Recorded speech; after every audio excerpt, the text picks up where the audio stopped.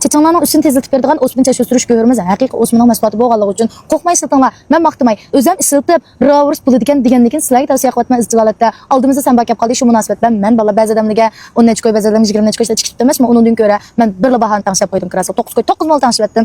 Uyingiz nerede bo'lsin? 9 ko'y 9 molda bir machadan yuqori chiqib qolmaydi. Shu pulni to'laysiz. Men sizga 500 gram chiqadigan o'smin chash surish go'rimizni sap beraman. Ishlatgandan o'zinglar bilib qolsanglar ballar. Men izdivalat ishlatib qo'yapman. Chechimning üstü tezlayotdi. Anani keyin bir gapni eskartib qo'ysam, chashning tushi 9 saat tushimizcha ballar. Chechimlarning üstü tezlaydi. Ma chashni asrab bersak, çaşdan güzel narsa yok bende bizde doğruda da mening chechimim shunchaki tezalat üstü hayvanlar bor. Men qanchalik yig'ilgan, shu chechimning sababidan zar-zar yig'ilgan yig'ilib, ishimni qurib ketgan tas qolgan meniki. Chashni qanchalik yaxshi ko'rib o'zim bilaman, lekin chechimni shu xotinni bir buzib o'tgan bilan chechimni keltirmagan, menga xabar bor. U avvalda tas qolgan chechimni tushirib o'tgan.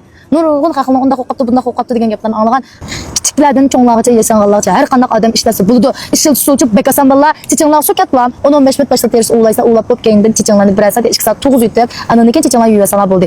Chechinglarni yuvib bo'lgandan keyin bir qatam ishlatib shu kun uslab, "Hojani buni tayzi mana deb qolsizlar." Bir bahan tanışıp koydum 9 koy 9 mu. Udukaga adamga minimiz uchun faqat meni guanjoqqa meni qo'lliq uchun bo'lsangiz 9 koy 9 mu chiqadi. Agar guanjoq qilmasangiz shu amal yo'q qilmoq. Chuqur guanjoq qilsangiz kerak.